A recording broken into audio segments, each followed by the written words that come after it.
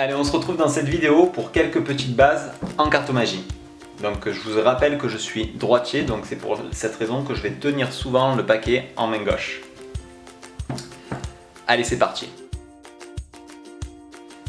Donc première tenue, la tenue de la donne. Le jeu est tenu en main gauche pour les droitiers donc. La tranche, cette tranche-ci va être plaquée à ce niveau-ci, le long du pouce. Comme ceci. Vous voyez que le pouce est presque à la limite. L'index se positionne dans la diagonale. Les trois doigts restants se trouvent sur l'autre partie du paquet. De cette manière, vous allez pouvoir même donner un petit peu d'inclinaison à votre jeu afin d'avoir une bonne prise et pouvoir distribuer les cartes une par une. Donc le pouce vient dégager la première et la main vient réceptionner et on pose sur la table. Vous voyez bien que les doigts se trouvent à ras sur la tranche, ce qui me permet de dégager qu'une seule carte. Il faut avoir une bonne tenue du paquet parce que sinon tout pourrait partir en même temps. Donc là vous tenez tout le paquet, vraiment, hein, c'est bien verrouillé. Et on pousse et juste une carte, on voit qu'une seule carte, ça glisse. C'est pour ça qu'il faut un verrouillage des doigts. Et on peut distribuer ce qu'on appelle la position de la donne. La deuxième tenue se nomme le biddle. Donc de la position de la donne, on va venir saisir le jeu avec la main droite.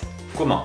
Le pouce va saisir la tranche inférieure et le majeur la tranche supérieure et les doigts reposeront par-dessus. Je montre. Le pouce, le majeur et les doigts qui vont derrière. Voilà, qui suivent. L'index, quant à lui, se pose sur le dessus du jeu. Et on prend le jeu ensemble. Donc le jeu est tenu de cette façon. Il est bien calibré. Et on le retourne. Hop.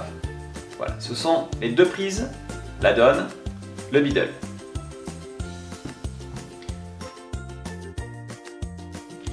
Nous allons maintenant voir quelques coupes. La première coupe sera une coupe simple sur la table. Comment on procède? Le jeu est tenu en position de la donne. La main droite vient chercher en biddle la moitié du paquet.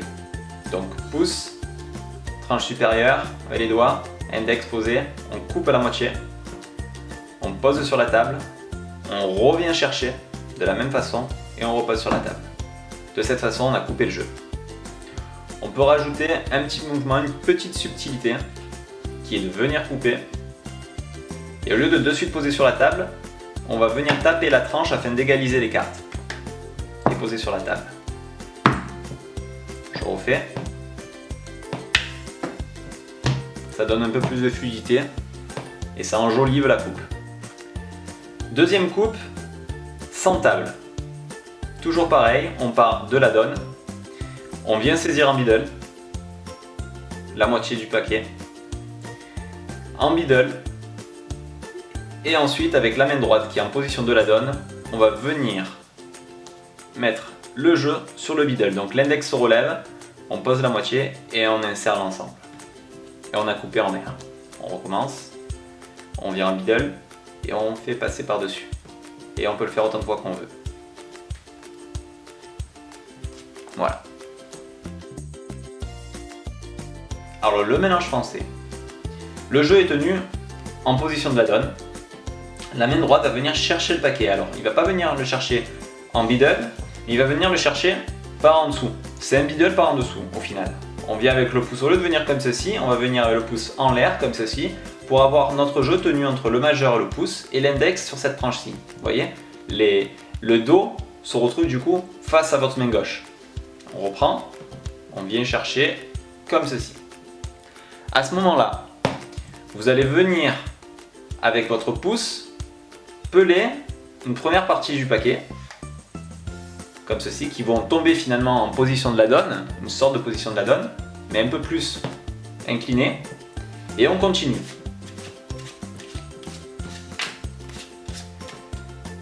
Comme ceci. Et vous êtes ensuite à égaliser en position de la donne.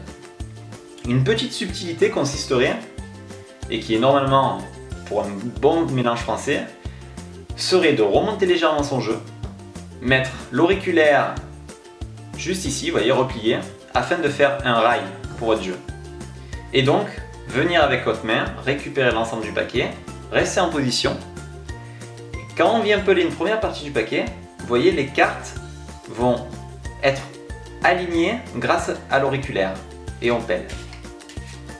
Si là elles sont un peu décalées, avec l'autre partie du jeu, vous pouvez tapoter pour les mettre en place, alignées.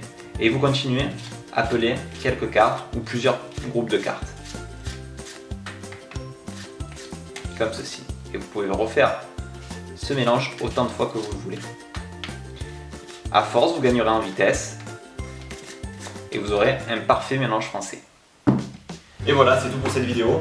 Reste plus qu'à travailler et à bosser ces petites techniques que je vous ai montrées.